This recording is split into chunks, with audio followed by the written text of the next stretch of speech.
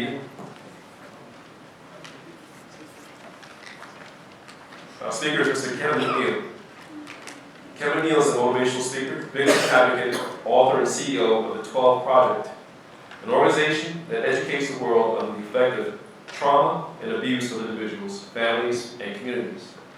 Kevin's passion is to help others heal from the effects of trauma and abuse. He's a renowned speaker who shares lessons from his own life experience that transform, motivate, inspire an individual's mindset and potential. Kevin's mission is to motivate and change the world through trauma and abuse education, and his vision is to create better tomorrow for today's children.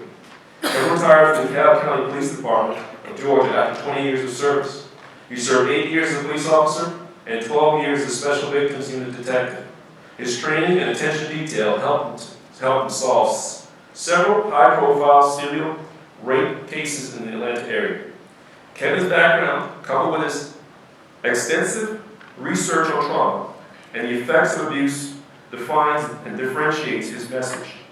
He travels internationally, speaking on topics relevant to child advocacy centers, police departments, departments of family and children's services, district attorney's office, athletic organizations, schools, universities, parents and foster parents, as well as community members.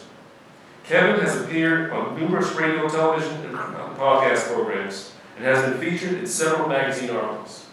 Kevin has delivered a keynote presentation and workshop at International Child Symposium on Child Abuse in Huntsville, Alabama, delivered a plenary presentation workshop at the San Diego International Conference on Child and Family Maltreatment in San Diego, California, and has spoken at events sponsored by Darkness to Light, GNESA, and numerous child advocacy centers across the United States. In April 2019, he traveled to Bermuda to help train law enforcement surrounding child abuse and child sexual assault.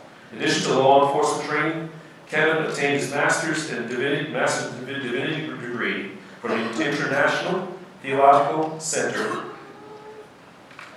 in Atlanta, Georgia. He is the author of 6 published books, several of which empower others to live out their God-given purpose. Kevin's talk reveals a positive, practical, and strategic approach to support others in realizing their biggest dream and potential. He motivates individuals to draw closer to their strength, and through his books, workshops, trainings, business coaching, and character refinement, with honest, confident, and respectful communication. I ask you to please welcome our speaker. You can please give him a round of applause as he comes to the podium.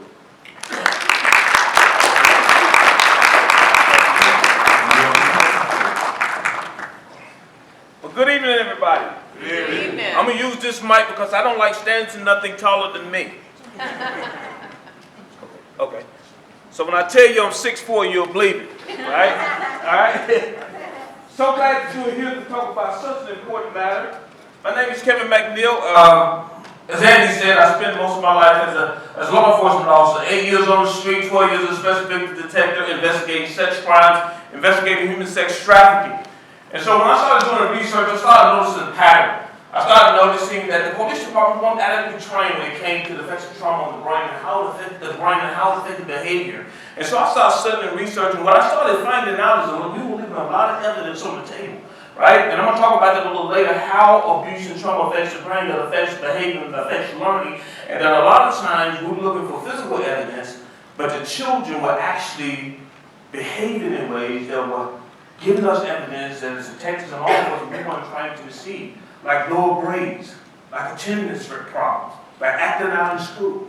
And so I went to our police department and I said, hey, gang, we need to do this more. We need to understand what it takes, how victims process trauma. Because police departments taught me how to train to lock people up, but they never taught me how to talk to a victim.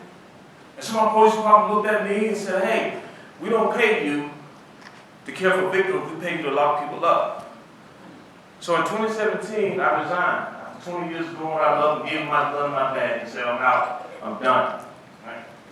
Now they call me back to train the officers and I charge them the premium platinum plus rate. I know that. Hey. You had me for free. Right? So this is what I want to talk about. This is what I want you to do for me. I want you to travel back to 2006. 2006, what I want you to imagine, you're 17 years old. You're in a hotel room, and a John just left your room. It's the 10th John of the night. You have to sleep with 10 men, 10 Johns all night. You're tired. You're exhausted. You're hungry, you're thirsty, your pimp is in the other room. You want to go tell your pimp that you need some food and something to drink, but the last time you asked your pimp for some food and something to drink, he beat you and told you that you would have made money, not spend money. Now I want you to imagine that you're tired, you're laying in that bed, you're full of shame, full of guilt, full of anguish, and you just want to take a break. After 10 Johns have had sex with you, but it's not really sex, it's rape, because there was no consent involved. You were afraid for your life. And so to get a moment of reprieve, to get your mind off what just happened all day long, you turn it on the television. And good, you see the Oscars on. This will take your mind off what you just went through for most of the day. And you're looking at the Oscars and one of your role models come up and it's Queen Latifah.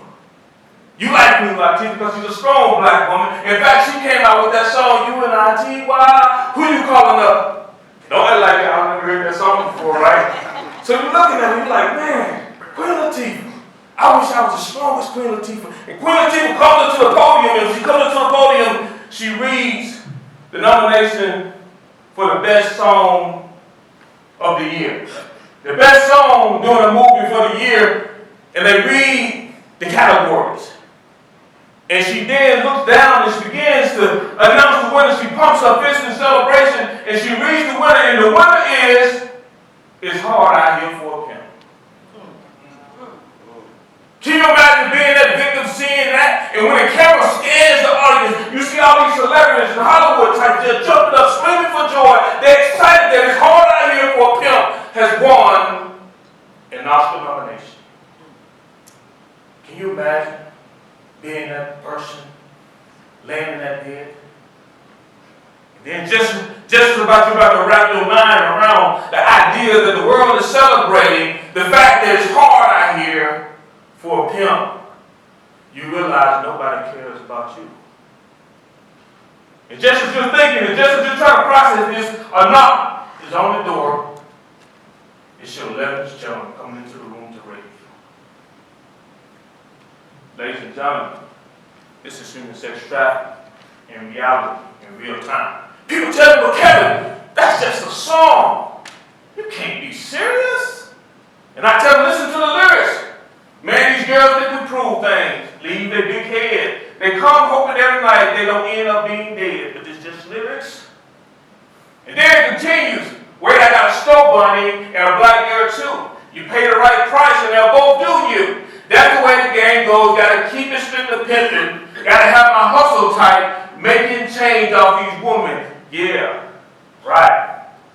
It's hard out here for a pimp. Is that what we celebrate? So here's what I want to ask you tonight. I don't only want to talk about human sex trafficking.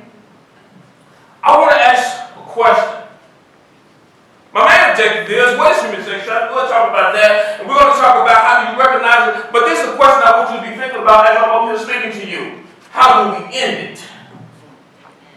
How do we get rid of it? How do we end human sex trafficking?